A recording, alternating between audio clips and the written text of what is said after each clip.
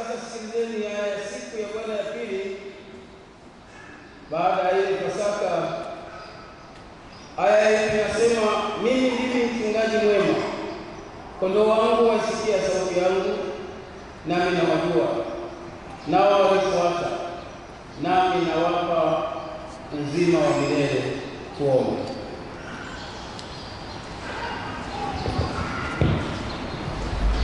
Mungu wa amani, nilileta tena kutoka kwa wafu mchungaji mkuu wa kondoo na kutuita kwa neno lake.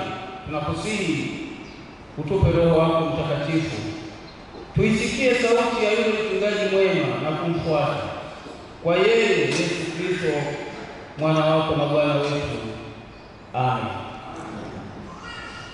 Tusikie neno la pili kama litakavyoletwa kwetu na mzee Mlai.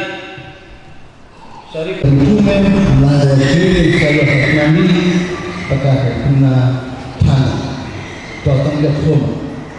Basi sasa nawaweka katika mikono ya Mungu na kwa neno la neema yake, ambalo waweza kuwajenga na kuwapa urithi pamoja nao wote waliotakaswa.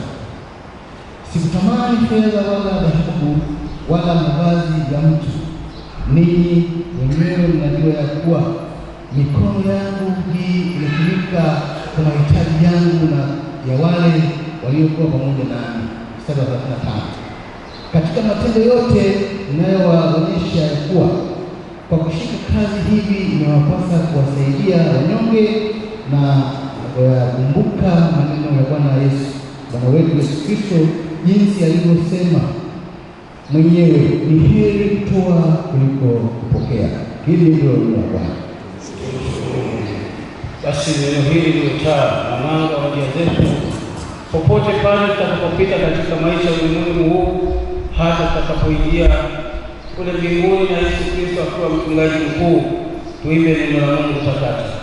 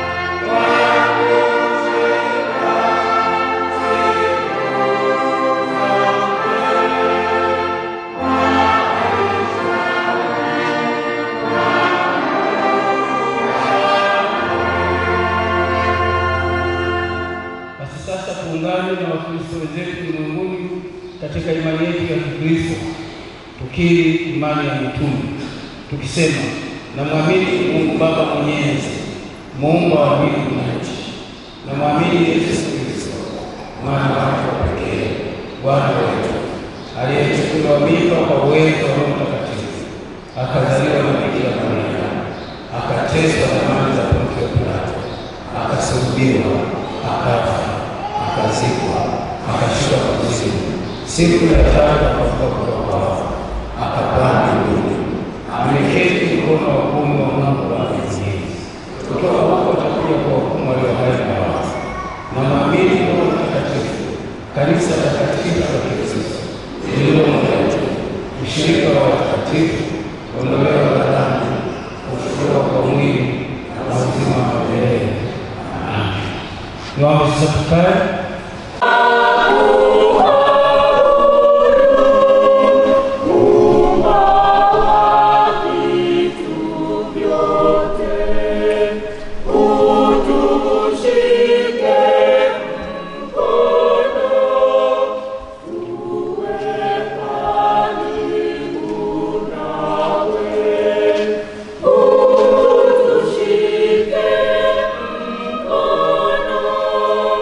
Tu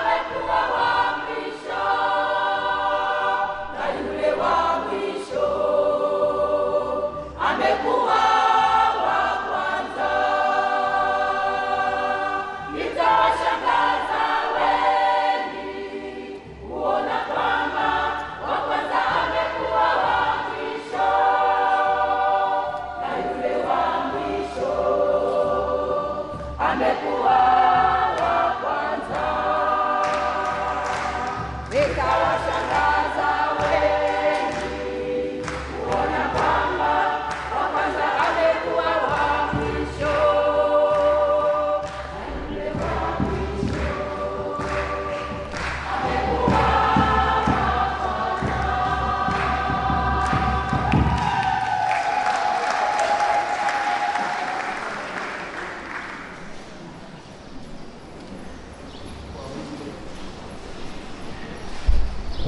Bwana asifiwe. Tusikie matangazo ya kanisa.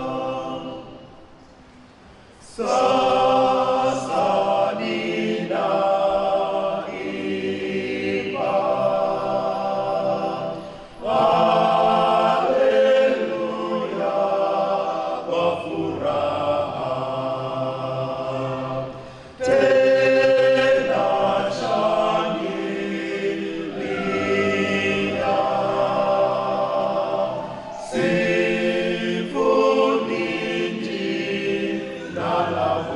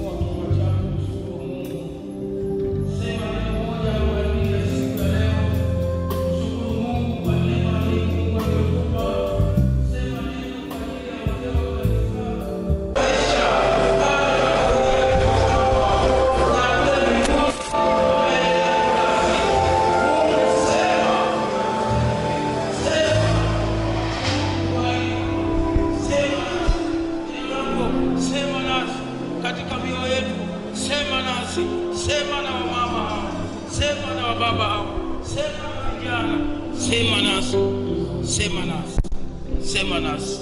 Asante Yesu, asante Yesu, asante Yesu, asante Yesu, katika jina la Yesu. Ni haja ya kuponywa, na jua lilipoanza kushuka wakamwendea wale tenashara wakamwambia uwage mkutano ili waende katika vijiji na mashamba ya kando kando wapate mahali pa kulala na vyakula, maana hapa tulipo ni nyika tupu. Akawaambia wapeni ninyi chakula. Wakasema hakuna kitu zaidi ya mikate 5 na samaki 2, tusipokwenda tukawanunulie watu hawa wote vyakula, kwa kuwa wanaume waliokuwako walipata kama 5,000. Akawaambia wanafunzi wake, waketisheni watu kwa safu, kila safu watu 50. Wakafanya hivyo, wakawaketisha wote. Akaitoa ile mikate 5 na wale samaki 2, akatazama juu mbinguni, akavibariki, akavimega, akawapa wanafunzi wake ili wawaandikie mkutano. Wakala wakashiba wote, na katika vile vipande vilivyobakia walikusanya vikapu 12. Amen. Tukae. Wateule ambao leo wanakwenda kubeba wajibu ambaye Mungu amewaitia kuufanya. Hili ni baraza jipya, na hata jana wakati tuko kwenye semina tukasema jione wewe ni mpya kabisa, yaani kama vile hujawahi kuhudumu kabisa. Na wale waliofanya hivyo jana wanaweza wakawa wazee wa kanisa wazuri sana. Bwana asifiwe. Lakini wale wanaojiona kwamba hapana, mimi nilishakuwa mzee wa kanisa miaka mingi, kwa utanifundisha nini? Vyote hivi navijua. Na pengine akahesabu hata wachungaji na maaskofu waliopita kuwapa semina enzi za mabaraza hayo. Ukihesabu hivyo hutaweza kufanikiwa katika utumishi wako. Bwana asifiwe. Lakini naamini wote waliokuwepo jana, usharika na mitaa yao, walijiona wao hawajui kabisa, na walikuwa wanahitaji wapate neema ya kufundishwa. Na wapongeza sana ninyi pamoja na familia zenu. Na ndio maana nimetangaza asubuhi, hata pale nje nilisema tena na wazee hawa kwamba wakati wa sakramenti tutashiriki na wenzi wenu. Na wenzi wenu kama wapo kwenye ibada hii watashiriki sakramenti hii. Wao ni watu muhimu sana kwenye utumishi wenu, kwa sababu watu wa kwanza kuwaombea ni nyie. Kuna katibu mmoja kwenye mahali nilipopita akaniambia, mchungaji, kama sio mama mimi nilishashindwa kabisa, kwa sababu ukisikiliza huku maneno wakati fulani nataka niache kabisa, lakini mama anamwambia hapana, kwani wewe uliitwa na mwanadamu? Mahali pengine anamwambia basi naomba utulie nikuombee kwanza. Anasema, mchungaji, kweli nikishamaliza kuombewa naona kitu kimeingia kwenye akili yangu na ufahamu, alafu sauti ya Mungu inasema fanya kazi ya Mungu. Kwa hiyo hawa ni watu muhimu sana. Kina baba, kina mama ni watu muhimu sana. Na niwaombe muwaombee. Watu wa kwanza kuwaombea, waombeeni wenzi wenu. Wanawake waombee waume zao, na wanaume waombee wake zao kwa utumishi wanaobeba leo. Wala msiwe na mashaka katika kazi yenu, wala msiwe na wasiwasi wala woga wowote, msiwe, kwa sababu tunaye Yesu aliyefanya kazi hii kwanza, alafu yeye akasema mimi ndimi mchungaji mwema.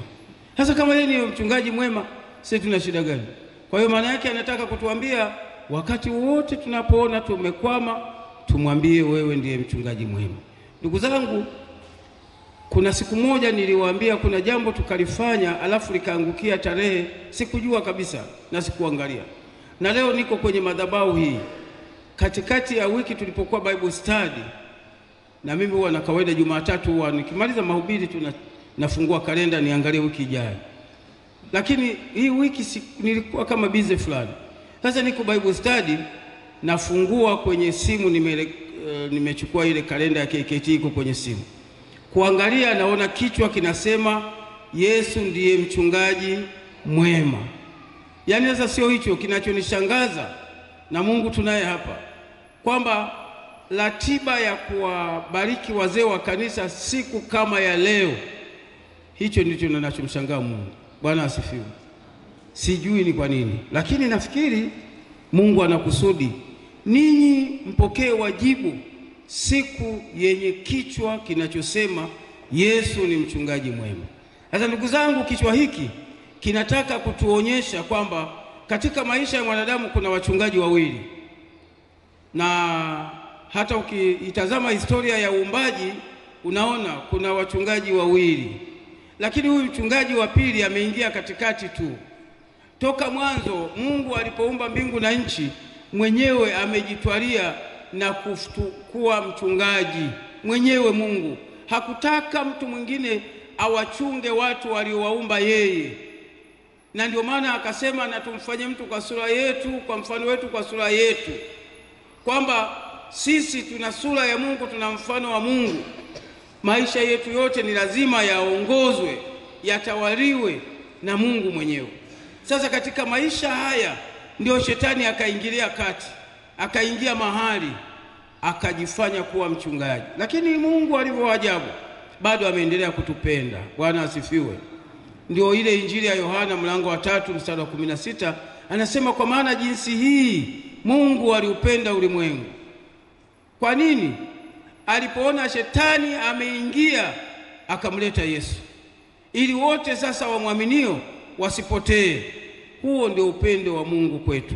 Bwana asifiwe sana. Sasa hapa leo tunazungumza habari za mchungaji huyu, sio shetani. Tunajua kazi za shetani hazina maana wala sio nzuri. Uchungaji wa shetani ni mbaya, kwa sababu Yesu amesema mwisho wa kila mwanadamu kuna uzima wa milele, kuna hukumu ya milele, ya moto wa milele.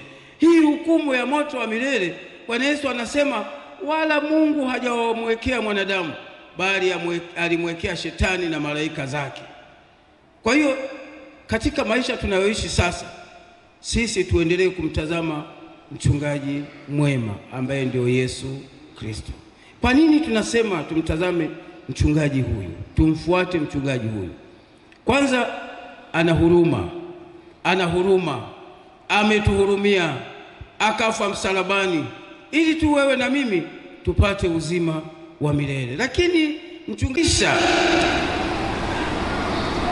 wewe na mimi, kama alivyo mchungaji mzuri wa wanyama, na Yesu akiwa mchungaji mzuri wa wanadamu, anahakikisha tunakuwa salama, adui hataweza kutudhuru. Ndio maana tunasema Yesu ni mchungaji mwema, anahakikisha sisi tutakuwa salama katika ulimwengu huu, lakini pia katika uzima wa milele. Lakini mchungaji huyu anajua kulisha malisho mazuri. Bwana asifiwe sana. Tunajua wote kwamba hawa wachungaji wako aina nyingi tu. Kuna aina 2, wengine aina 3. Mimi naonaga ni kama aina 2 hata 3 inafika. Aina ya kwanza ni mchungaji anayeona uchungu na kundi lake, anahakikisha analipeleka kwenye majani mazuri, anahakikisha wanakula, wananawili, wanarudi nyumbani. Kundi la pili ni yule ambaye wamekula sawa, hawakula sawa, yeye hana shida. Kundi la tatu ni yule ambaye anapeleka mifugo kwenye malisho mabaya kabisa, na wengine watakufa, watakula majani yasiyofaa, yeye kwake ni sahihi. Yesu yeye ni mchungaji mwema, kwa sababu anahakikisha anakulisha wewe na mwisho unakuwa salama, anakupa malisho mazuri. Na leo tunashuhudia kabisa namna Mungu anavyotulisha, namna Mungu anavyotutunza. Anajua, huyu mchungaji anajua tabia ya mifugo yake. Na bahati nzuri Yesu akatufananisha sisi na kondoo. Kwa hiyo sasa hapa nazungumza na kondoo wenzangu. Bwana asifiwe. Neno la Mungu linazungumza na kondoo sisi. Anasema kondoo wake anawajua Maana yake akimuona yule anatembea kwa ulegevu, anajua yule ana maumivu. Tuna pengine mguu ama tuna pengine hii hali sio ya kawaida. Anawajua. Na ndivyo kanuni ya Yesu, anatujua. Hata tulivyo anatujua. Mwenye kiburi anamjua. Mwenye unyenyekevu anamjua. Yesu anatujua. Anatujua tena kwa majina. Sasa kwa nini tunasema ni mchungaji mwema? Nimesema hiyo, ana huruma. Na hapa tunaona kwenye somo hili, ili ulipate vizuri ni lazima uanzie mstari wa wamebaki na furaha. Sasa Yesu kabla hajawapa majibu anawapeleka faragani. Kuna kitu walikuwa anataka azungumze nao.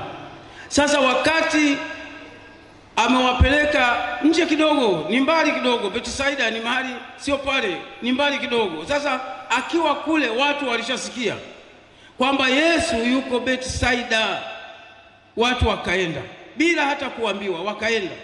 Walienda wakitaka kuendelea kufundishwa habari za ufalme wa Mungu, lakini wengine wameenda kwa ajili ya kupokea muujiza wao, kwa sababu walisikia watu waliokuwa na ugonjwa wa miaka 38 wamepona, wengine wamepona kwa neno tu. Kwa hiyo watu walishamuelewa Yesu, kazi yake na uwezo wake na mamlaka na utukufu wake. Kwa hiyo watu walienda. Sasa umati ule ni watu wengi sana. Wayahudi huwa wanahesabu watu ni wanaume tu, wanawake hawaingii kwenye kumbukumbu za vichwa vyao. Wanasema wanaume 5,000. Na ninyi ni mashahidi ninachokisema kwamba kama wanaume walikuwa 5,000 basi wanawake walikuwa 15,000. Kama mnanielewa vizuri, Bwana asifiwe. Kwa sababu hata sasa tuseme wanawake hapa kanisani, wanawake wakae upande huu, alafu wanaume wakae upande huu, utashangaa. Wanaume ni zaidi ya mara 3 ya wanawake, wanawake ni zaidi ya mara 3 ya wanaume. Yaani wanaume ni wachache. Kwa hiyo maana yake watu waliokuwa wanalishwa pale ni zaidi ya watu 20,000, na hapo hawajaguswa watoto, nao hawapo kwenye rekodi. Sasa wakati ule wanafunzi wanakumbuka vitu muhimu ambavyo mwanadamu lazima avipate. Apate nafasi ya kupumzika, yani ndio kulala, lakini pia apate chakula. Vinginevyo hawezi kukaa hapa asikilize. Wanajua mwili wa mwanadamu lazima ukutane na vitu hivyo viwili. Unahitaji kupumzika, lakini unahitaji kushiba. Wanamwambia Bwana, kwa picha hii hebu wape watu kidogo wakapumzike. Na ukitazama jua sasa linakuchwa, hebu wakapumzike. Alafu hapa ni jangwa, hakuna chakula. Ndiko Yesu anaona ushauri wao haukutoka mbinguni. Bwana asifiwe. Unajua wewe na mimi lazima utafakari. Kwenye maisha yako kuna wakati mwingine mtu anaweza akakushauri ukafikiri kama ni ushauri huu wa kiroho, lakini sio wa kiroho. Unajua kilichotokea pale? Shetani ameingia kwa wanafunzi kumwambia hawa waondoke, hawa wasisikie neno la Mungu, waondoke. Maana wale wamekuja pale kwa ajili ya kusikiliza neno la Mungu na kupokea muujiza wao. Sikiliza ushauri wa wanafunzi, asema muda huu sio muda rafiki, hawa waondoke wakajinunulie chakula. Yesu akijua kusudi lililomleta anawaambia wapeni ninyi chakula. Ninyi sasa hivi mmeniletea ushuhuda hapa, tumetoka kule tumeona watu wakifunguliwa, mapepo yanatoka kwa watu, ushindi mkubwa, wapeni ninyi sasa chakula. Ndipo anawaambia wakitisheni watu. Wao walitazama katika mazingira ya kawaida sana, mikate 5, samaki 2 kwa watu umati kama huu, tena wanaume 5,000. Ukijumulisha na wanawake ni watu wengi. Tunaona Yesu anabariki mikate 5 na kugeuza hali ya hewa kabisa, ikaharibiwa kabisa. Kutoka mikate 5 sawa na wingi wa idadi ya mikate isiyohesabika. Watu wakala, wakashiba na wakasaza. Ndugu zangu, nataka niwaambie sisi tunaye mchungaji aliyejaa huruma katika maisha yetu. Mchungaji mwema anayetujali, anayetuheshimu. Sisi jambo kubwa tumsikilize na kumfuata. Basi mambo makubwa hayo, kumsikiliza mchungaji Yesu anasema nini, alafu kumfuata. Katika maeneo hayo mawili ukiyafanya, wewe ni salama. Wewe ni salama kwenye afya, ni salama kwenye ulinzi, ni salama kwenye uchumi, kila mahali wewe ni salama. Gharama yako ni kumsikiliza Yesu na kumfuata. Asubuhi tukaimba wimbo mmoja 257. Na hata sasa naomba tuuimbe. Mzee Kuziro umeona. Vijana wetu watatuongoza kwa tarumbeta.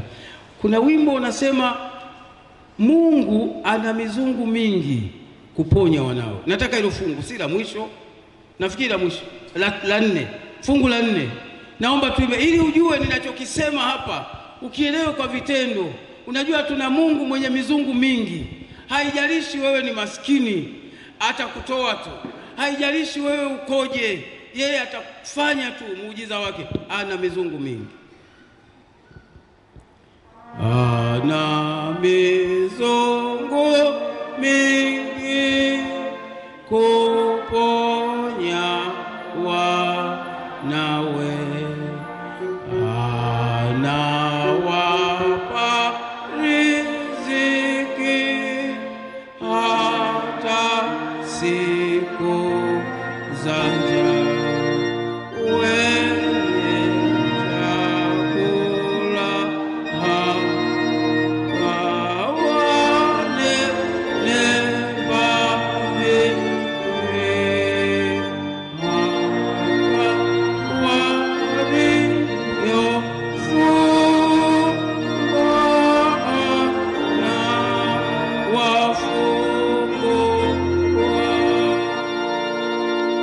Huyo ndiye mchungaji tunayezungumza habari zake. Ana mizungu mingi ya kukuponya. Wewe ukikutana na magonjwa wala usihangaike, muite Yesu. Ndiyo, hatua ya pili, nenda hospitali. Nenda kukutana na vipimo vyote. Lakini wakati unakwenda hospitali na vipimo vinaendelea, muite Yesu. Wewe ni mponyaji, atakuponya. Umekosa chakula, usikate tamaa. Mwambie Yesu, nimekosa chakula, atatafuta njia. Ana mizungu mingi. Sio mchezo. Tuna mtu mwenye imani, mwenye nguvu, mwenye mamlaka. Tunaye Yesu, mchungaji mwema. Huyo ndiye anayewatuma ninyi wazee wa kanisa leo. Bwana asifiwe. Aliwatuma tena Shara, anawatuma na ninyi leo. Na anajua wakati anawatuma, anajua changamoto mtakazo kukutana nazo. Anajua changamoto wakati mwingine zinatoka kwa waliowachagua. Changamoto zinaweza kutoka nyumbani. Changamoto zinaweza kutoka mahali pengi tu. Anajua. Lakini wewe mtazame Yesu, ambaye anaweza kubadili maumivu na kuleta furaha. Bwana asifiwe sana. Mtazameni Yesu kwenye maisha yenu. Niwaambie kweli, watu hawa wamewaamini kabisa, na wanaamini ninyi mtawaletea matumaini mapya kwenye baraza, kwenye usharika huu. Ndivyo wanavyoamini hawa. Sio wamewachagua kwa kukosea. Hawajafanya bahati mbaya hata mmoja hapa siku ya uchaguzi. Wanajua kabisa huyu ataturudishia matumaini yetu. Na leo mnaingia kwenye madhabahu. Bebeni huo utumishi. Yesu awe kiongozi wenu. Yesu awe mchungaji mkuu. Unajua hawa jamaa walipofika mahali, kila walichokiona kina ushindi, walirudi kwa Yesu. Wamemwambia, Bwana, tunashangaa, tumeshinda na hili. Ni moja tu. Nalo akamwambia, sasa shida yenu ni imani. Moja tu. Alipokutana na yule mtu mwenye mapepo ya kifafa aliyokuwa anamwangusha chini, wanafunzi wakamwambia, Bwana, lakini sisi tulimwombea sana huyu, mapepo haya kutoka. Akamwambia, mambo mengine hayawezekani isipokuwa kwa kuomba na kufunga. Bwana asifiwe. Kwa hiyo hata na ninyi kwenye utumishi wenu, ukiona jambo hili haliendi, iwe kwenye mtaa wenu, kwenye jumuiya yenu, mnapanga mambo haya hayaendi, watu hawaji kwenye jumuiya, usimlazimisha mtu mwingine aungane na wewe. Ingia kwenye kufunga. Funga, omba, zungumza na Mungu. Acha kula chakula. Kama ni siku 7, kama ni siku 1, kama ni siku 2. Wakati mwingine unaweza ukaona utumishi wangu ni mgumu kwa ajili ya watoto wetu, kwa ajili ya familia zetu. Usikate tamaa. Ingia kwenye maombi, omba, funga. Hapo ndipo kwenye majibu yenu. Bwana asifiwe. Lakini msikate tamaa, songeni mbele. Yesu aliyetupa uchungaji anakuhakikishia utumishi wako, uzee wako wa kanisa utakuwa salama. Atahakikisha kundi unakaloliongoza kwenye usharika huu nao watakuwa salama. Lakini jambo kubwa Mungu anataka sisi tufanye ni kuwa waaminifu. Ni kuwa waaminifu katika kutunza siri za Mungu. Mimi sizungumzi siri za kanisa, nazungumza siri za Mungu. Ninyi Mungu amewapa kuwa mawakili, basi hakikisheni mmekuwa mawakili kweli wa siri za Mungu. Siri za Mungu ni pamoja na kufanya kazi yake kwa uaminifu kabisa. Siri za Mungu ni pamoja na kuacha ya kwako yaone ni namba 2, lakini namba 1 ni utumishi wake. Lichungeni kundi la Mungu, kwa sababu Yesu amesema mimi ndimi mchungaji mwema. Sasa kama yeye ndio mchungaji mwema, ametukabidhi sisi huo uchungaji. Lakini jambo la pili, Wakristo hawa wanachotegemea kuona kwenu, ninyi mtakuwa kielelezo katika hili kundi. Muwe kielelezo na Mungu awasaidie sana. Mimi nawaambiaga mara nyingi sana, hata sisi wachungaji, hata juzi tukao tunasema somo hili ni gumu kidogo. Na kwa sababu ni kweli kwenye ulimwengu huu sasa kuna wachungaji wababaishaji kabisa. Nazungumza wachungaji sio wa Luteri, yani kuna wachungaji mtu anajiita mchungaji tu. Yani sasa ukimwangalia matendo yake hayafanani na uchungaji. Sikumbuki siji nini jana nilisema, jamaa anasema anamwambia yule si anajua yuko mahali hakuna hata mtu anayemjua kule, naomba Kilimanjaro binti. Sasa yule binti anasema huyu si mchungaji wa dada huyu, maana huwa akiendaga Dar es Salaam dadake anasali kwa mchungaji huyu. Sasa kumbe yule binti kule aliko kule anafanya kazi baa. Si mnanielewa watu wa Mungu? Sasa jamaa hajui, alipofika akamwangalia akasema huyu si yule mchungaji yule, si mchungaji wa dada huyu, anataka Kilimanjaro. Ngoja hebu nimuulize. Sasa alichokosea binti kaanza, baba mchungaji samani, Kilimanjaro maji au bia? Jamaa akajua kumbe nimeshajulikana. Asema hamna mwanangu, ni Kilimanjaro maji sio bia. We mwanangu, hapana, mimi ni mtumishi wa Bwana. Unaniambiaje habari? Kumbe jamaa lilikuwa na lengo la kutaka bia, maana anajua kule hakuna mtu anayemuona. Ninyi muwe kielelezo katika kundi, katika lile kundi muwe kielelezo. Bwana asifiwe. Jana mliambiwa mambo mengi, kwa hiyo sitaki, nimesema kielelezo mnajua. Lakini kama nilivyosema, fanyeni kazi ya Mungu bila kuchoka, ili ustahili heshima. Na jana wakati nafungua niliwaambia Timotheo mlango wa 5 mstari wa 17. Anasema mtu mzee wa kanisa anechukua muda wake kufanya kazi ya Mungu, kuliombea kundi, kusimamia kundi. Paulo anamwambia Timotheo, mtu huyu anastahili heshima. Na mimi nawaombea mkawe na heshima ya Mungu katika maisha yenu. Muwe na imani iliyo imara wakati mnalichunga kundi hilo. Isiwe inaonekana wewe unawaambia washarika kwenye jumuiya msiende kwa waganga, alafu mwenyewe usiku unaenda kwa waganga. Imani yako iwe imara kabisa. Unachokisema kionekane ndicho unachokitenda wewe. Watu wanategemea kwenu. Vipawa mlivyo navyo vitalibadilisha kanisa hili. Vipawa mlivyo navyo viletea baraka kanisa hili. Na mimi hayo ndio maombi yangu. Wakati tunachagua baraza hili tulifunga Ijumaa kama 3 hivi ninakumbuka. Wakristo wa usharika huu walifunga. Na wengine tulikuwa tunakutana nao jioni, tunafungua hapa kwa maombi. Kwa nini? Tunataka wazee wa kanisa watakao warudishia waumini matumaini. Na jamaa jana alipokuwa anahubiri alifikiri labda tuko mbali sana, hatuko pabaya sana, ila anaijua mazimbu ile anaijua mazimbu iliyojenga kanisa hili. Pamoja kwamba ndio wengi wamehama, wako huko na huko, wameenda sharika nyingine, lakini wengi bado wapo. Sasa hebu warudishieni watu matumaini. Bwana asifiwe sana. Bwana asifiwe kanisa. Warudishieni watu matumaini, kuhakikisha kanisa la Mungu linaendelea. Ninyi wengi mna vipawa. Kuna madaktari, kuna mainjinia, kuna watu wa uchumi, watu wa fedha, hebu hivyo vipawa vyenu mvilete kwenye kanisa hili. Tuone tunafika wapi. Kuna watu humu hawana kazi, lakini kule nyumbani kwao wana eneo kubwa kabisa, wanaweza kulima bustani. Mkatoa semina ya kilimo bustani. Kuna mtu hapa anachukua, anapata. Wakati ule wa Morning Glory tulikuwa na mtu mmoja aitwa Moreli. Alikuja Morning Glory hapa, akasema, mchungaji, naomba hebu siku moja unichukulie hawa watu wote waje kule Nane. Tukachukua gari la mzee Kileo. Tumeenda kule, kila mtu ameshika kichwa, asema, hivi kumbe tunahangaika, kumbe kuna pesa nyepesi kabisa inapatikana. Tunatamani vipawa Mungu alivyowapa nyinyi wazee wa kanisa wote mlioko hapa, hebu basi visaidie kanisa letu. Bwana asifiwe sana. Bwana asifiwe. Na waombea sana kama mchungaji wenu na washarika hawa, tunawaombea. Simamieni kanisa, zungumzeni mambo yanayofaa kwa kanisa letu, ila tembeni kwa imani, msitembee kwa mashaka. Jana akatukumbusha yule bwana, mkikaa huko kwenye ofisi hiyo, zungumzeni mambo ya matumaini, zungumzeni mambo ya baraka, zungumzeni mambo ya mafanikio. Hapo tutaenda. Natamani kukutana mzee wa kanisa, hata kama sadaka hapa milioni 3, asiseme yani sijui kwa nini, tazama sasa ni hela hamna kabisa. Yani unajua hivi tutatoka. Ukishasema hivi tutatoka, hivi hali hii inafika, ndivyo itakavyokuwa, maana tayari wewe umekuwa na mashaka.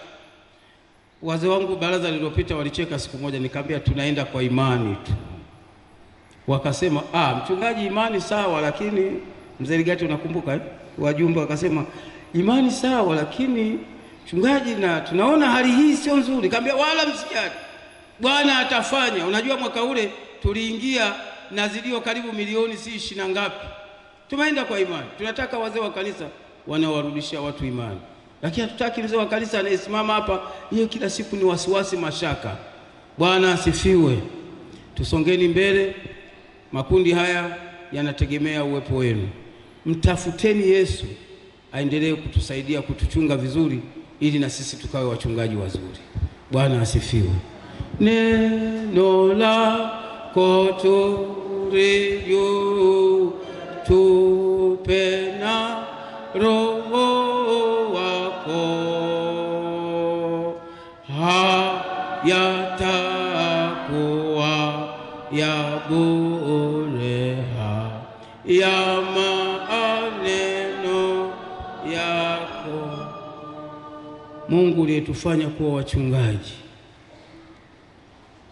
ni kweli katika ulimwengu huu, na wewe umeshaona toka mwanzoni mwa manabii Ezekieli, ukisema kuna wachungaji wamejiita wenyewe wala hawajatoka kwako, wamekula kondoo, wamefanya uharibifu. Lakini leo umetuthibitishia Yesu ni mchungaji mwema, na wote wanaokubali kufanya kazi yake Yesu ameahidi kwamba watakuwa wachungaji wazuri. Tunaomba ukatufanye kuwa wachungaji wazuri kwenye familia zetu. Kila mmoja katikati ya watoto wako ni mchungaji, kwenye familia ni mchungaji, kwenye kundi lake ni mchungaji. Lakini kwa upendeleo umetupa wazee hawa wa kanisa ili waweze kulichunga kanisa lako, usharika wa Mazimbu. Tunaomba Mungu wafanye kuwa chombo chako cha heshima, wafanye kuwa chombo chako cha heshima siku zote za maisha yao. Na wewe umesema mtu akinitumikia Baba atamheshimu. Naomba heshima yako iende pamoja na wazee hawa wa kanisa. Wasichoke kufanya kazi yako, wasikate tamaa, wasirudi nyuma. Hata kama waliowachagua wanaweza kugeuka, lakini wao wasibadilike, wasimame na wito uliowaitia, na wao wameukubali kutumika pamoja na wewe kwenye madhabahu yako. Wasaidie kumsaidia mchungaji. Na leo niko mimi, na siku nyingine wako wengine watakaopangwa kwenye usharika huu. Wape neema ya kujitoa kumsaidia mchungaji kiongozi, ili kusimamisha kazi yako na kazi yako ikasonga mbele. Tusaidie wazee hawa kuwa wachungaji wazuri katikati ya jamii, katikati ya usharika, katikati ya watu hawa ambao wamewachagua leo. Wape moyo wa kuvumilia magumu, lakini wape njia ya kutoka katika hayo magumu. Utukufu wako ukawe pamoja na watoto wako siku zote za maisha yao. Na sisi sote tuliobaki, Bwana, tupe neema ya kumtazama Yesu aliye mchungaji mwema, atuchunge vizuri katika ulimwengu huu na hatimaye tuingie katika utukufu wako. Katika jina la Baba na Mwana na Roho Mtakatifu. Amen. Bwana asifiwe. Mungu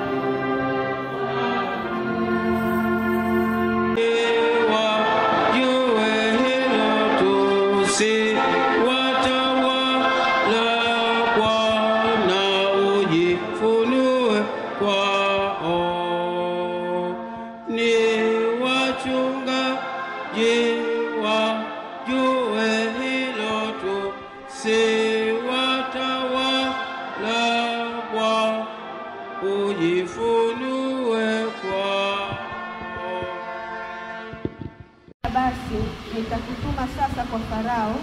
Tena niomba uongeze sauti kidogo ili wasikie. Karibu, inasikika vizuri.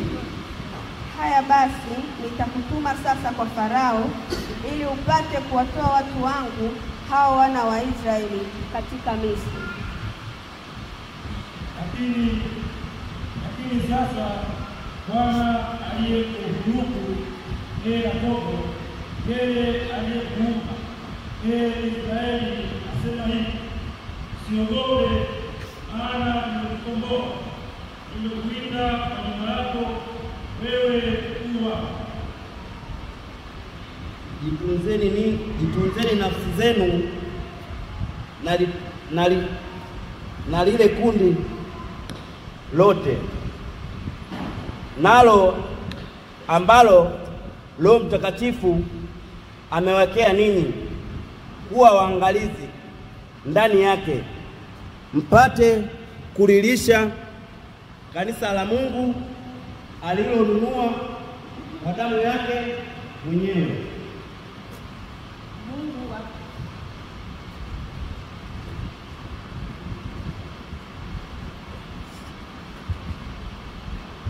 Mungu akamwambia Musa, mimi niko ambaye niko. Akasema, ndivyo utakavyowaambia wana wa Israeli, mimi niko, amenituma kwenu. Kwa maana watendao vyema kazi ya shemasi hujipatia daraja zuri na ujasiri mwingi katika imani iliyo katika Kristo Yesu. Na wasihi wazee walio kwenu, mimi niliye mzee, mwenzi wao na shahidi kwa mateso ya Kristo, na mshirika wa utukufu utakaofunuliwa baadaye.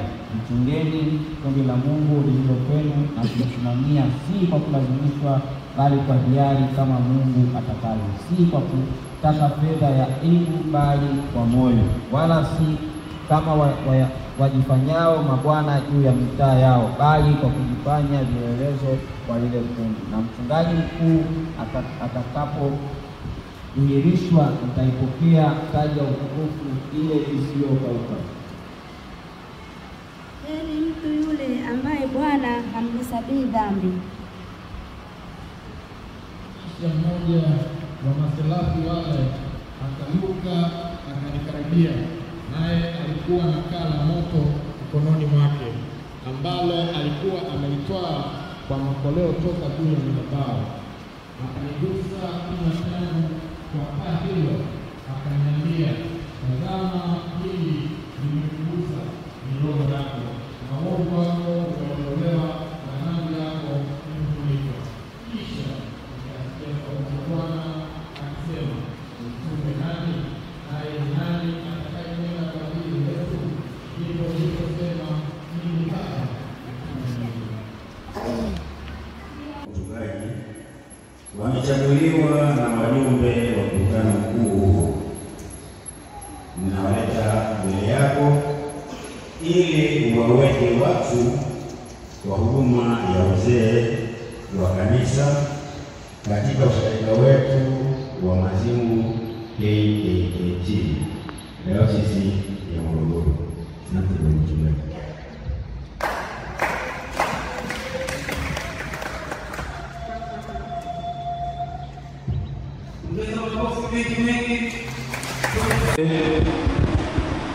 Ninyi mliosoma neno la Mungu mrudi kukaa.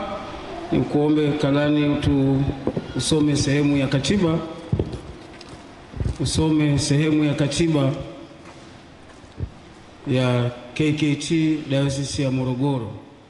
Wazee wa kanisa, karibu. Takatifu wa Wakristo wenye kuishi maisha ya mfano mwema na wenye mwenendo wa Kikristo wachaguliwe na kuwekwa kila mwaka wa 5 kwa kufuata utaratibu uliowekwa katika dayosisi hii.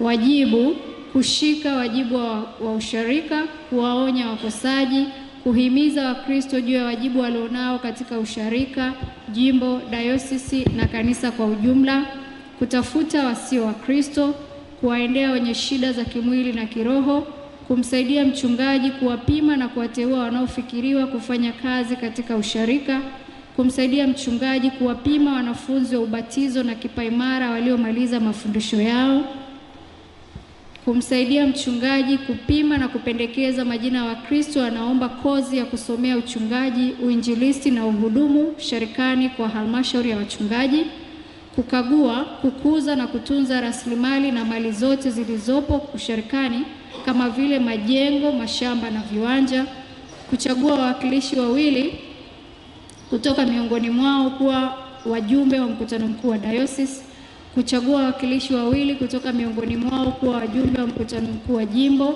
kuchagua mwakilishi mmoja kutoka miongoni mwao kuwa mjumbe wa halmashauri kuu ya jimbo, na mwisho kuajiri, kusimamisha, kuachisha hata kumfukuza kazi mtumishi yoyote wa usharika ambaye sio mwajiriwa wa dayosisi. Asante. Bwana asifiwe. Baada ya kusikia wajibu huo, je, mko tayari kufanya kazi ya Mungu kwa kufuata wajibu huo? Kama ndivyo mseme ndivyo. Mungu atusaidie. Basi niwaombe mgeukie washarika wenzenu mkiri imani ya Nikea. Mkiri imani ya Nikea, ukurasa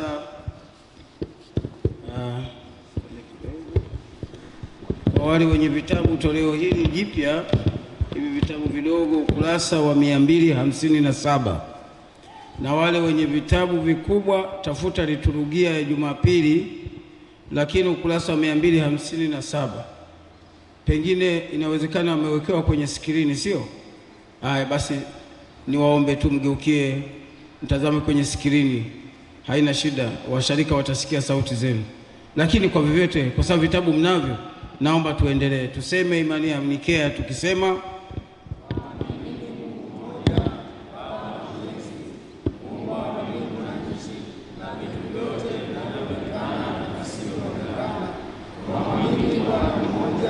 Yesu Kristo, mwana wa pekee wa Mungu, mwana wa azali wa Baba, yu Mungu kutoka Mungu, yu Mungu kutoka Mungu, yu Mungu kweli kutoka Mungu kweli, mwana wa azali asiyeumbwa, mwenye Mungu mmoja na Baba.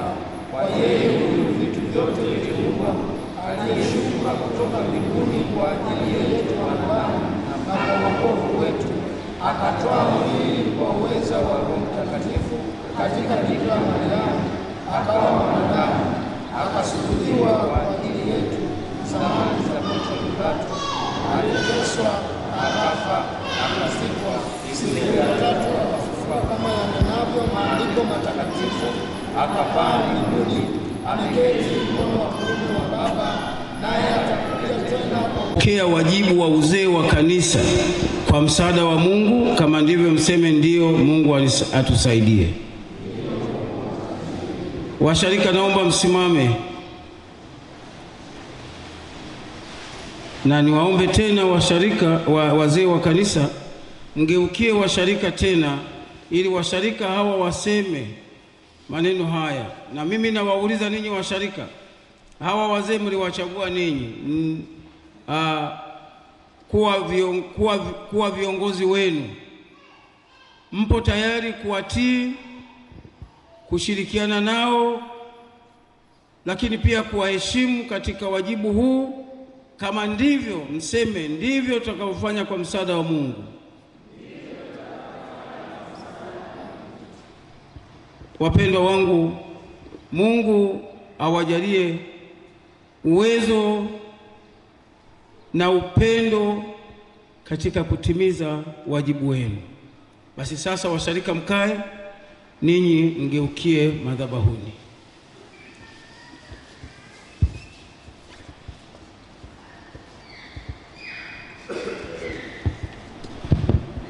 Kwa sababu mko wengi, kiapo hiki cha wazee wa kanisa mtasema kwa kunifuatisha mimi, na ninyi mtasema mimi ninatangulia, ninyi mtafuata nyuma hayo maneno. Utaanza kusema, unataja jina lako, haijalishi sasa hapo, lakini madhabahu ya Mungu imesikia. Utaanza kusema mimi, utataja jina lako. Tuseme mimi nakubali kupokea wajibu wa uzee wa kanisa KKKT Dayosisi ya Morogoro, Jimbo la Morogoro, Usharika wa Mazimbu. Naahidi mbele ya Mungu na mbele ya washarika wenzangu kuwa nitakuwa mwaminifu katika wito wangu katika huduma hii, huduma takatifu ya Mungu, nikitambua ya kwamba mwisho wa hukumu nitatoa hesabu mbele yake Mungu aliyeniita katika huduma hii. Katika wito wangu naahidi ya kwamba nitakuwa mwaminifu katika kumsaidia mchungaji kiongozi wa usharika huu katika kupanga, kuamua na kutekeleza kazi zote za usharika. Nitamshauri kuhusu masuala yote yanayohusu maendeleo kwa ujumla wake, nikitumia ujuzi na vipawa nilivyojaliwa na Mungu kwa ustawi wa kanisa letu. Nitakuwa tayari kutimiza wajibu wangu wa kikatiba wa KKKT Dayosisi ya Morogoro, ikiwa ni pamoja na kusimamia maagizo na maelekezo toka ofisi ya jimbo, dayosisi na KKKT katika kuchangia maendeleo ya kanisa. Tena sitatoa siri za usharika, jimbo, dayosisi na KKKT. Mwenyezi Mungu nisaidie. Bwana asifiwe. Na kwa sababu mmeipokea huduma hii kwa moyo wa kupenda, pokeeni baraka za Mungu. Bwana wetu Yesu Kristo akawaambia wanafunzi wake, kama Baba alivyonituma mimi nami nawapeleka ninyi. Bwana akubariki na kukulinda. Bwana akuangazie nuru za uso wake akufadhili. Bwana akuinulie uso wake akupe amani. Katika jina la Mungu Baba na Mwana na Roho Mtakatifu. Amen. Amen. Tusimame. Tumshangilie Mungu kwa makofi mengi mengi. Haleluya, haleluya. Basi wageukieni washarika wetu. Wapendwa, makofi mengi mengi kwa ajili yao. Safi kabisa. Ndugu zangu, kama tulivyoonyesha ushirikiano wetu, tumewachagua na tunatamani sasa wakaifanye kazi ya Mungu. Na waleta kwenu, naomba tukawape ushirikiano katika kila eneo. Muwaombee hawa, sio malaika.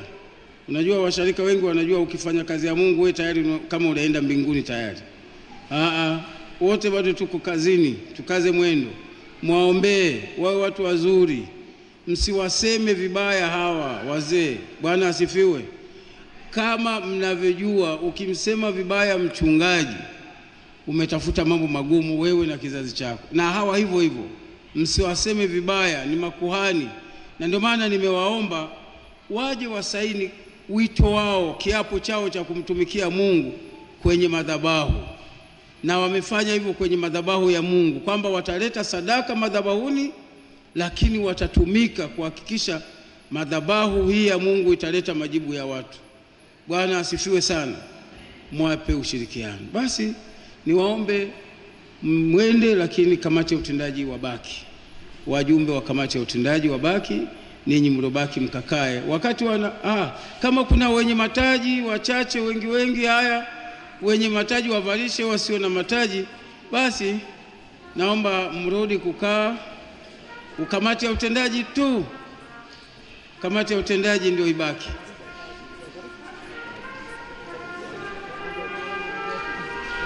Asante sana. Kamati ya utendaji. Bwana asifiwe. Bwana asifiwe. Hawa ni kamati ya utendaji. Ni mmoja tu hapa hayupo, ni Mgoba, naye ana safari, amefiwa na shemeji yake, amefiwa na mjomba wake, ana misiba kama miwili. Jana amenipigia simu, amesema mchungaji, nimeshindwa kabisa. Kwa hiyo na wao wakirudi pamoja na wengine wale wawili, basi tutawatafutia siku nzuri ya kuwaweka wakfu, nao wawe na amani ya kutumika. Ndugu zangu, hawa ni kamati ya utendaji. Hawa kikatiba wanafanya mambo yote yanayohusu baraza la wazee kwa dharura, lakini kwa utaratibu ule uliowekwa. Hawa ndio mnawapa ninyi mambo yenu. Kwenye uinjilisti mzee Nko, kwenye fedha mzee Kuzirwa, kwenye uchumi mama Chao, kwenye malezi mama Melau, kwenye uwakili mzee Nkia, na ujenzi kamati hii tumemwachia Mgoba. Bwana asifiwe. Lakini wanaobeba mambo yote ya ofisi, kama kwa niaba ya mchungaji, kwa kunisaidia kwa ukaribu sana, ndio hii kamati, wakishirikiana na management ambaye ni katibu Bwana Rigate na Grace Rimo pamoja na mzee wetu Ndosi. Sisi ndio tunaunda management, watu watatu ama wanne, na kamati ya utendaji mimi ndio mwenyekiti wao. Naomba pige magoti niwaombee, alafu niwabariki.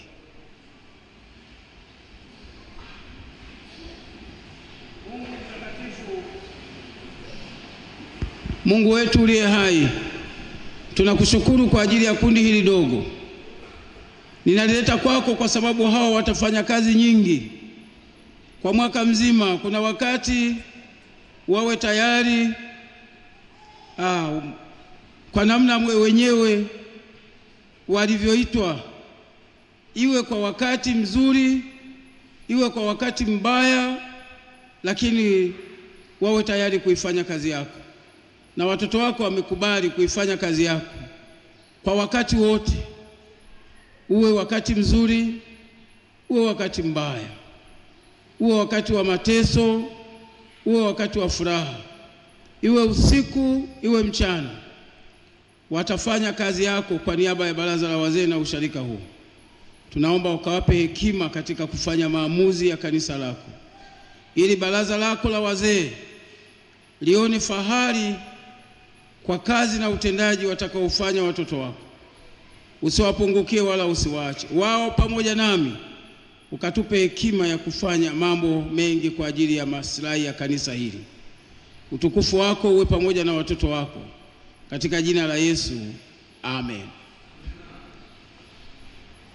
Pokeeni baraka za Mungu. Bwana Mungu akubariki na kukulinda. Bwana Mungu akuangazie nuru za uso wake akufadhili. Bwana Mungu akuinulie uso wake akupe amani. Katika jina la Mungu Baba na Mwana na Roho Mtakatifu, amen. Nendeni mkaifanye kazi ya Mungu bila kuchoka kwa wakati wote. Na mwisho Bwana atawafuta machozi na atawapa taji. Katika jina la Yesu, amen. Someni, nendeni somani.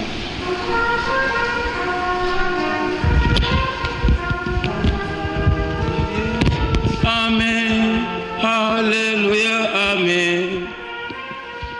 Amen. Amen.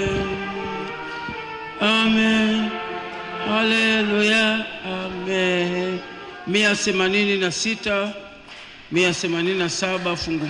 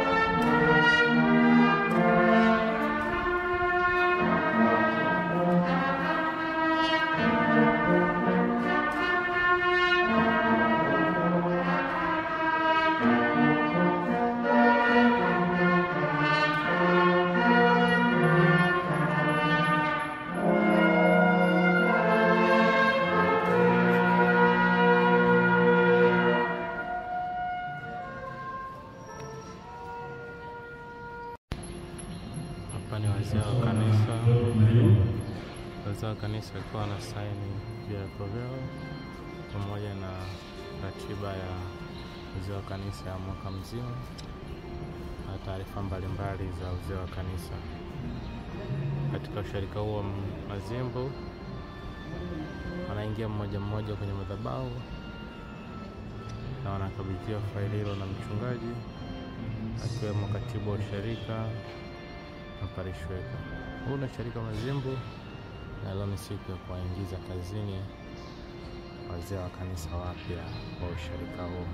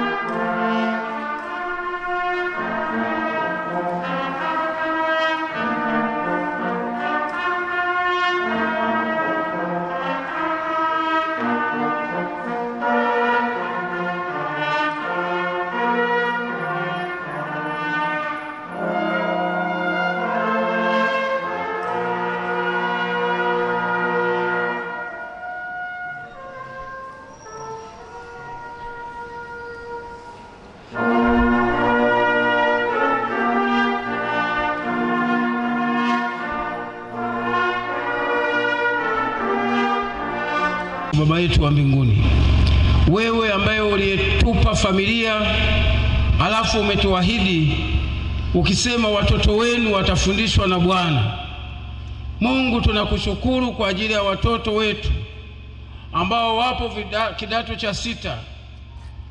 Mungu, haijalishi wako kwenye shule ipi, shule za kulipia za gharama kubwa, iwe shule za serikali, watoto wetu wako huko. Lakini tunakushukuru kwa ulinzi wako, umewalinda toka walipoanza kidato cha 1 mpaka cha 6. Wazazi hawa pamoja nami tunakushangilia sana Mungu kwa ajili ya upendo wako. Sasa kesho wanaingia kwenye mtihani na serikali imetoa tangazo tayari. Sisi tulipolisikia tunalileta kwako.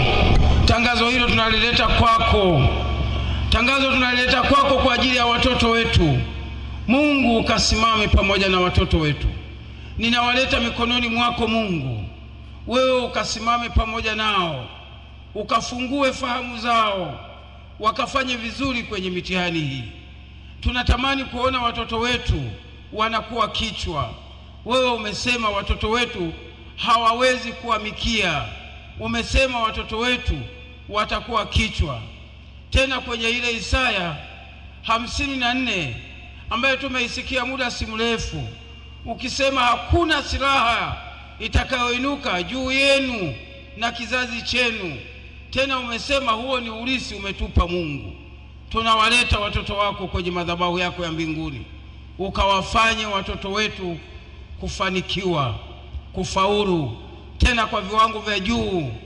Watoto wetu tunawatamkia kwenye madhabahu yako division 1, tena ile 1 nzuri machoni pako Bwana. Tunawatamkia tena watoto wetu division 1, shule yoyote anayosoma. Tunawatamkia kwa mara ya 3 watoto wetu division 1. Tunatamka mara ya 4 watoto wetu division 1. Tunatamka mara ya 5 watoto wetu division 1. Tunatamka mara ya 6 watoto wetu division 1. Tunatamka mara ya 7 ukamilifu wako Mungu, watoto wetu division 1. Na ikawe hivyo, na mbingu ikasikie, malaika wako wasimame pamoja na watoto wetu. Damu ya Yesu ikawafunike. Tamko ninalolitamka kwenye madhabahu yako, malaika wakafuatilie, wakalibebe, wakahakikisha watoto wetu wanafanikiwa. Na funga kila mpango wa kuzimu, na haribu kwa mamlaka katika jina la Yesu kila uharibifu uliopangwa kwa ajili ya watoto wetu. Wachawi wanyamaze kimya, hawana nafasi kwa watoto wetu. Mizimu ya kwao inyamaze kimya, haina nafasi kwa watoto wetu. Bali Bwana Yesu, tamalaki pamoja na watoto wetu. Wewe uliyetuahidi ni mchungaji mwema. Tunawaleta watoto wetu, ukawafanye wakafanye vizuri. Uso wako uende pamoja nao. Magonjwa yanyamaze kimya, kila aina yoyote ile ya uharibifu inyamaze kimya. Watoto wetu ukawape afya. Ninakataa taarifa mbaya kokote zinakotoka ili kuwafikia watoto wale. Nafunga kusini, kaskazini na magharibi, mashariki, kila mahali taarifa mbaya zibaki kuzimu. Bali watoto wetu waamke kila siku asubuhi, wakiingia darasani wakafanye vizuri. Lakini siombei hawa tu, naomba na watoto wengine walioko vidato cha 1, cha 2, cha 3, cha 4 na cha 5. Watoto wetu ambao sisi kila siku tunakuabudu wewe, tunakutegemea, tunawaleta mikononi mwako. Tunakataa magonjwa, tunakataa kila ya uharibifu. Watoto wetu wakafanye vizuri kila mahali walipo Bwana. Simama na watoto wetu, tembea na watoto wetu, na watenga katika roho ya uharibifu. Kila aina ya vishawishi na vifuta kwa mamlaka katika damu ya Yesu na kwa jina la Bwana wetu Yesu Kristo. Tembea na watoto wetu, bariki nyumba zao, wape nguvu ya Roho Mtakatifu. Wazazi hawa waombee watoto wao hawa wanaofanya kesho. Wazazi na walezi wape neema ya kuomba, na wanapoomba mbingu ikasikie maombi ya watoto wako, na kwa sadaka walioitoa leo kwenye madhabahu yako wape majibu watoto wako na wakafanikiwe katika jina la Mungu Baba na Mwana na Roho Mtakatifu. Amen. Ninyi pamoja na watoto wetu katika ulimwengu wa roho tunawaletea baraka huko waliko, na milango ya mafanikio ikafunguke. Pokeeni baraka za Bwana. Bwana akubariki, akulinde, akuangazie nuru za uso wake, akufadhili, akuinulie uso wake, akupe amani. Baraka hizi ziende pamoja nanyi na watoto wenu wakawe vichwa na wakafanikiwe, katika jina la Baba na Mwana na Roho Mtakatifu. Amen. Enendeni msiache kuwaombea watoto wenu. Na sisi Morning Glory kesho mpaka Ijumaa tutaendelea kuomba. Karibuni Morning Glory. Kesho tunaye mtumishi wa Mungu mtheologia Paulo Mugisa, tutakuwa naye. Mnaopata neema, karibuni Morning Glory. Tumefika mwisho wa ibada.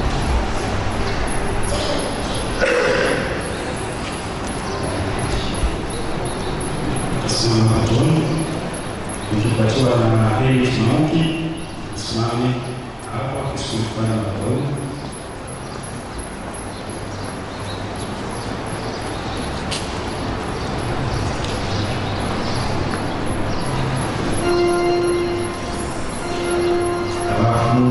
Agnes Nakawa, tafadhali mtaendelea na madhabahu.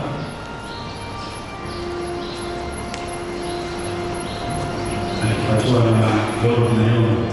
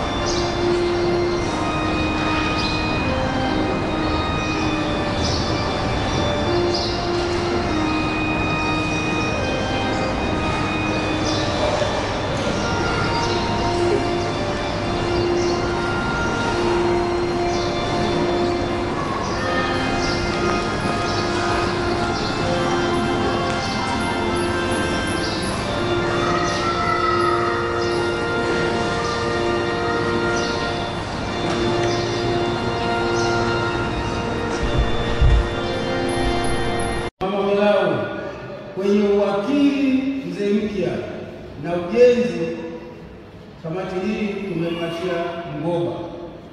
Bwana asifiwe. Lakini wanaobeba mambo yote ya ofisi kama kwa niaba ya mchungaji kwa kumsaidia kwa ukaribu sana, ndio hii kamati wakishirikiana na management ambaye ni katibu Bwana Rigate na Grace Limo pamoja na mzee wetu Losi. Sisi ndio tunaunga management, watu watatu ama wanne, na kamati ya utendaji mimi ndio mwenyekiti wao. Naomba pige magoti niwaombee, alafu tuombe.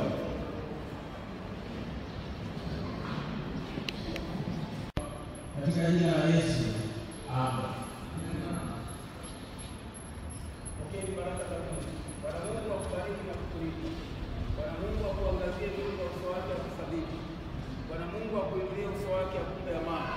Katika jina la Mungu Baba na Mwana na Roho Mtakatifu. Amen. Nendeni mkaifanye kazi ya Mungu bila kuchoka kwa wakati wote. Na mwisho Bwana atawafuta machozi na atawapa taji. Katika jina la Yesu. Amen. Nendeni nendeni sana.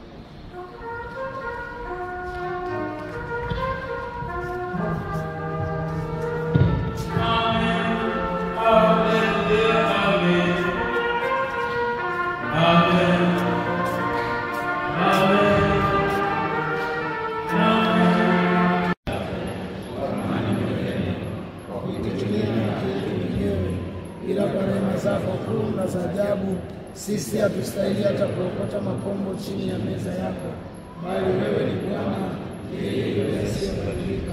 Sifa yako kuwa na rehema daima. Kwa hiyo Bwana wa rehema, tujalie tulimliwe mwana wa Yesu Kristo na kuinywa damu yake, ili sisi wenye dhambi tusafishwe na Roho, tukaishi siku zote ndani yake, na yeye ndani yetu. mwana kondoo wa Mungu uondoaye dhambi ya ulimwengu.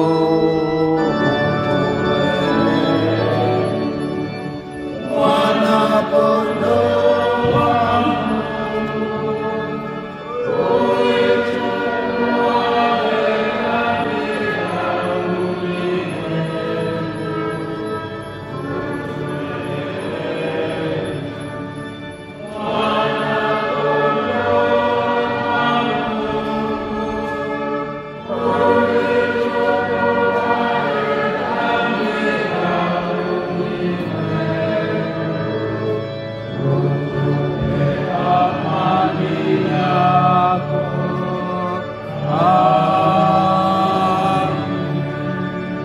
Tukae kwa sala shukrani.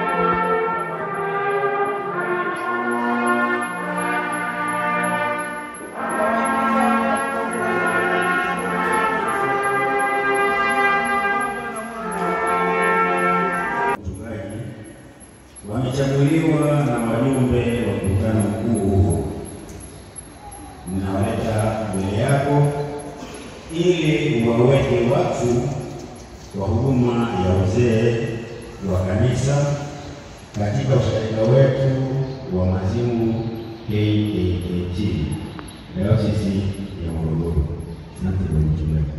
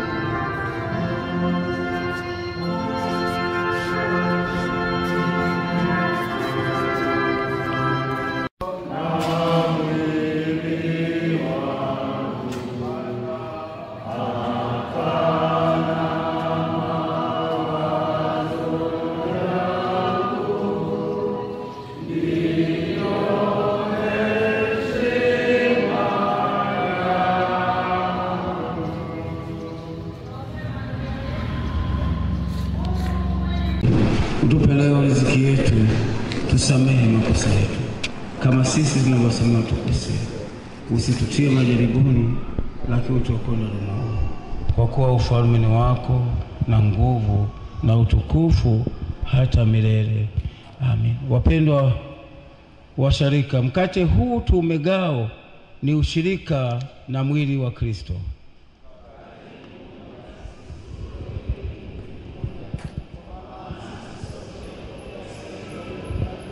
Na tuseme maneno yale yatustahili kuikaribia meza yako, Bwana mwenye rehema, kwa kuitegemea haki yetu wenyewe, kwa kuzitegemea tustahili hata makomo chini ya meza yako. Yule asiyebadilika, sifa yako ni kuwa na rehema. Kwa hiyo Bwana, tujalie tufurahi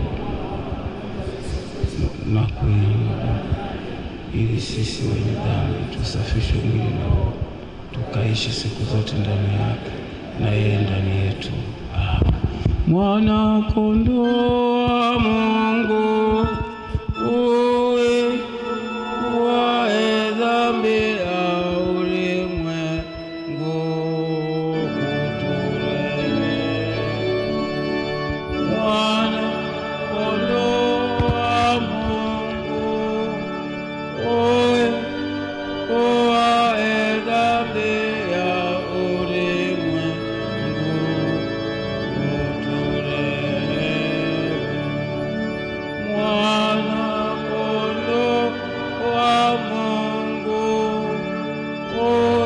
chukua dhambi ya ulimwengu, utupe amani yako.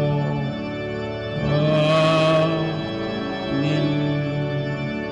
Tukae kwa sala ya shukrani.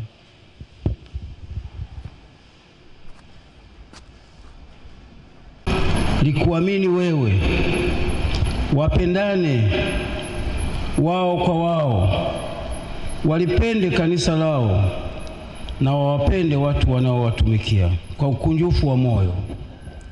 Kwa Kristo Yesu mwana wako na Bwana wetu, ainaishi na kumiliki pamoja nawe na Roho Mtakatifu milele na milele. Amen. Basi tukaribishe mnada dakika chache. Karibu. Tunaombea serikali yetu uipe neema, ituongoze katika mema yote, nchi iwe na amani, nasi tuishi katika amani na kuwa na mafanikio na kubarikiwa katika kazi zetu, tusipatwe na mabaya.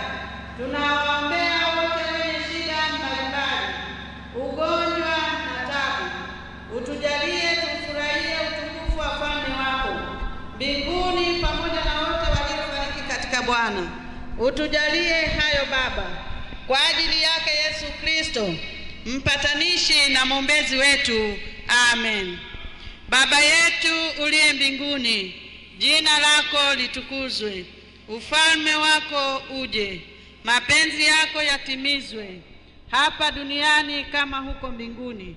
Utupe leo riziki yetu, utusamehe makosa yetu kama sisi tunavyowasamehe waliotukosea, usitie majaribuni, lakini utuokoe kutoka uovu, kwa kuwa ufalme ni wako na nguvu na utukufu na hata milele. Amen.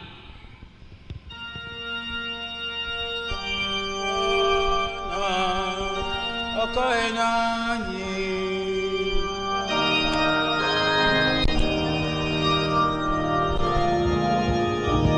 Tumuhimidi Bwana.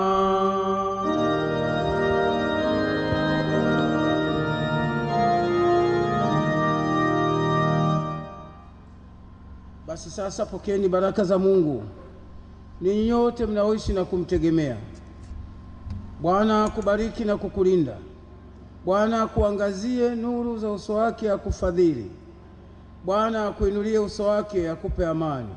Katika jina la Baba na Mwana na Roho Mtakatifu. Amen.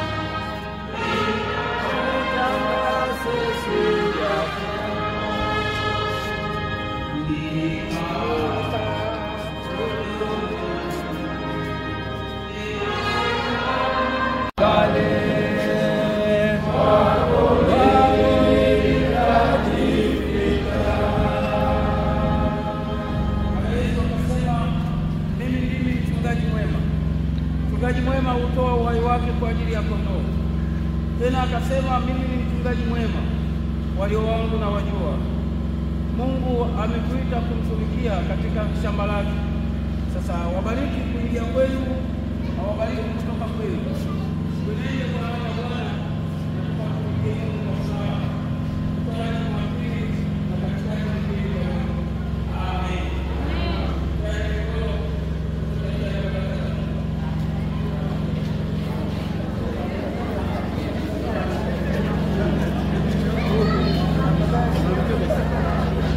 Mchungaji.